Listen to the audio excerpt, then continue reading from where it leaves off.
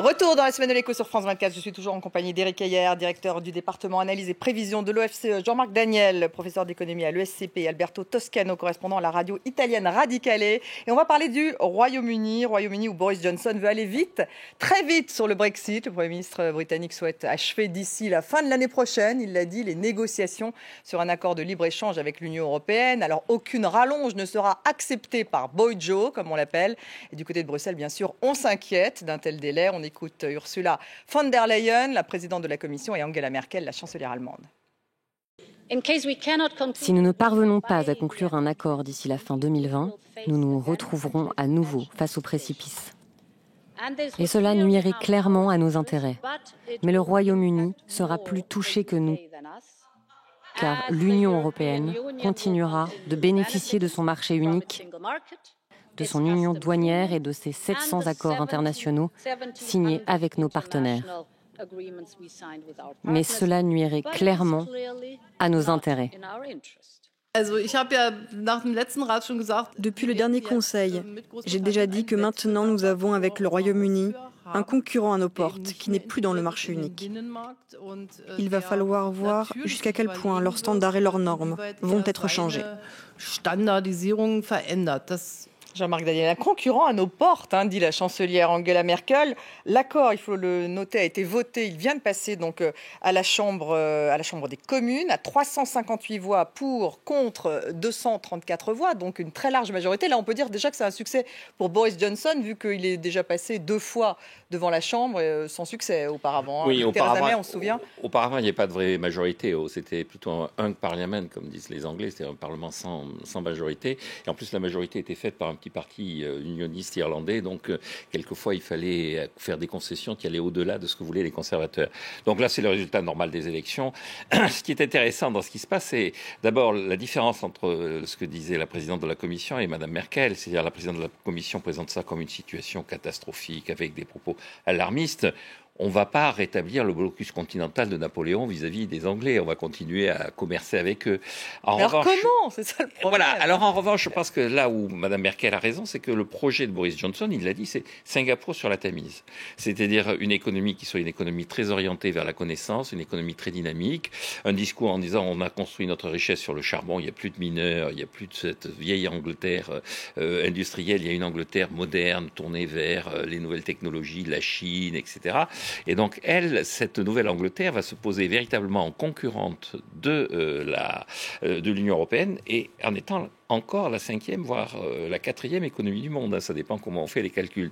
Donc elle en a les capacités en ayant tout de même l'Union européenne comme premier partenaire commercial aujourd'hui. Absolument. Et donc je pense que le véritable enjeu, ça va être la négociation d'un accord de libre-échange. Mais en fait, on a passé un accord de libre-échange avec le Japon, qui est la 3e économie du monde. Donc on devrait pouvoir y arriver avec le Royaume-Uni. Ça prend du temps, Jean-Marc. Et je pense que de toute façon, ça va secouer les Européens. Et je trouve, moi, à titre personnel, que c'est une bonne chose d'avoir aux portes de l'Europe un pays qui vous défie et qui vous explique qu'il faudrait peut-être un peu secouer ces vieilles routines. Madame Merkel a raison. On a un concurrent maintenant aux portes de l'Europe et chaque fois qu'on a un concurrent, pour moi, c'est plutôt positif. Il faut relever le défi, Éric Heyer. Non, mais enfin, je vois ce que veut dire Jean-Marc Daniel. Alors, il faut rappeler que est-ce que c'est réaliste d'avoir ce projet de Quand on négocie tout de même Bojo avec le Japon, ça prend 6 ans. Quand on négocie avec le CETA, ça prend 8 ans. Quand on négocie, voilà. Donc ça met entre 6 et 8 ans pour négocier. Donc vouloir le faire en une année, je pense que ça n'engage que Boris Johnson. C'est-à-dire que le Parlement peut changer la loi. D'ailleurs, c'est prévu déjà qu'au 31, fin juin, il peut demander une rallonge supplémentaire de 2 ans. Je pense que honnêtement, c'est comme ça que ça va se finir. Ensuite, il va demander un délai, il va demander un délai et que ça va prendre au minimum 3 ans pour le faire, c'est normal. Et de toute manière, ça fait partie de l'histoire. Depuis que le Royaume-Uni est entré dans l'Union européenne, dans la CE, il n'a cessé normalement, ça devait être centripède, il devait rentrer dans la zone euro, ils n'ont cessé de reculer. C'était plutôt des forces centrifuges. C'est normal qu'au bout d'un moment, on acte le fait qu'ils s'en aillent. Je pense qu'il vaut mieux le faire tout de même avec un accord, même si, bien sûr, Jean-Marc a raison pour dire que ça sera un concurrent et ils vont bien négocier et ils savent bien négocier. Et donc, on a intérêt, nous, Européens, si on ne veut pas trop non plus y perdre, à être unis et à prendre ça très au sérieux. Maintenant, ils ont quand même à court terme beaucoup à perdre aussi. Donc du coup, on a aussi des arguments et je pense que ça va être une lutte féroce. Mais on est déjà entré en négociation. C'est quand même la nouveauté. D'accord. Enfin, on entre dans le véritable Brexit maintenant, alors qu'on nous expliquait que potentiellement il pouvait ne pas y avoir de Brexit. Là maintenant, il y a un peu plus de visibilité. Il y aura un Brexit et on va voir maintenant dans quelles conditions on va sortir. Alberto Toscano, est-ce que les Européens doivent continuer à être unis? Parce qu'on peut dire qu'ils ont été unis dès le début. Oui, sans doute. Ils ont intérêt à être unis. Ils ont intérêt à faire confiance à Michel Barnier. Et ils ont intérêt à être très fermes, très dur sur certaines positions, à commencer par le refus de certains chantages, de certains délais inventés par Boris Johnson et qui n'ont aucun sens, comme Eric vient de dire. C'est-à-dire un an, c'est probablement trop. C'est-à-dire le CETA a été négocié 8 ans et ils n'ont pas encore fini de négocier. Et la comparaison avec le Japon, bien sûr, est séduisante, mais la situation est bien différente. Et là, la Grande-Bretagne reste dans toute une série de structures européennes. Ariane Espace, par exemple.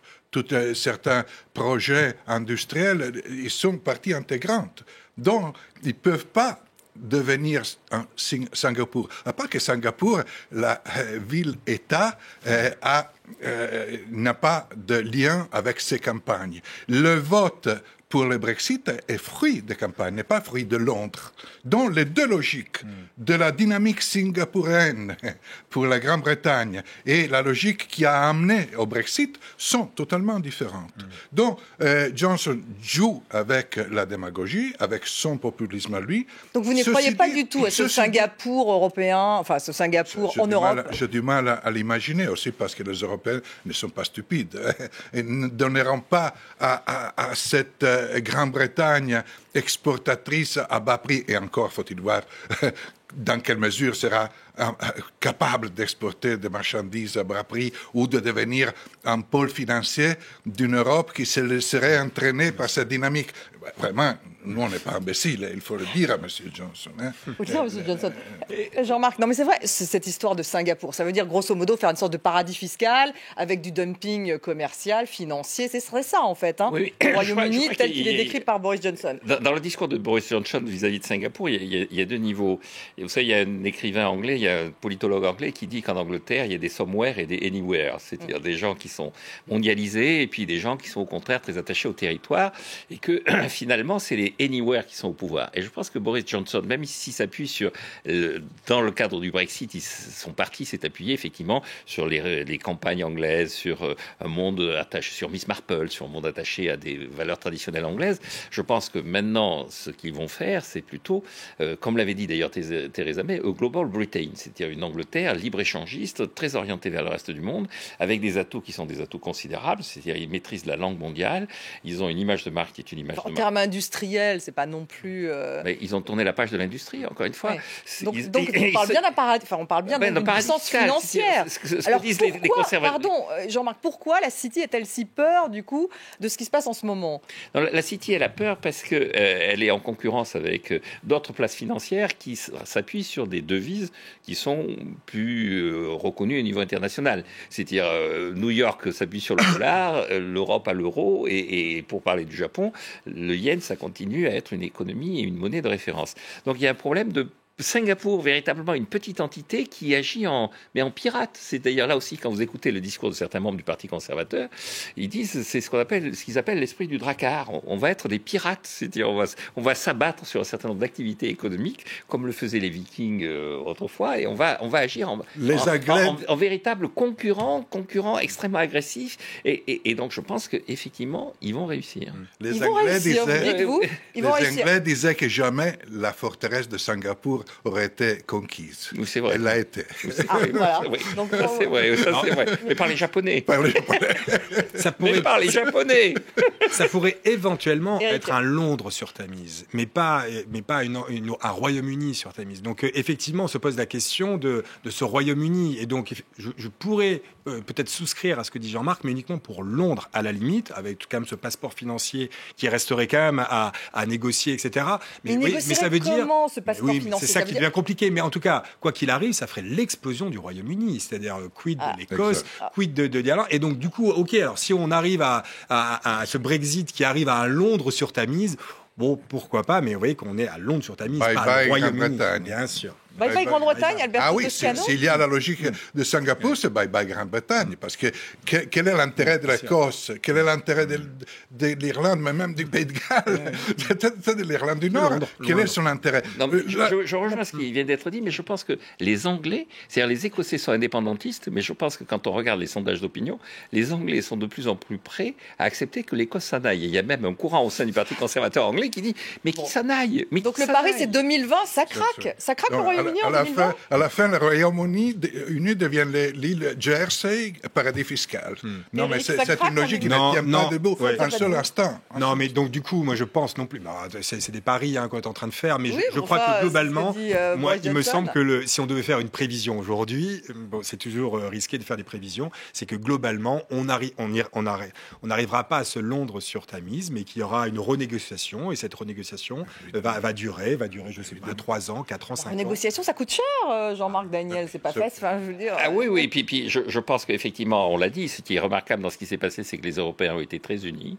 Mais d'ailleurs, ils n'ont pas payé la facture encore. Mais voilà, mais il commence à y avoir du côté de Prague et de Stockholm des gens qui commencent à dire, écoutez, quand est-ce qu'on en sort? Et puis, est-ce que véritablement l'Europe ne devrait pas se poser des questions pour savoir pourquoi les Anglais sont partis? On va revenir sur les exits, on va revenir sur... Ceci dit, Jean-Marc, quand il y a eu le Brexit, Nigel Farage a dit on attend les prochaines d'ici quelques mois.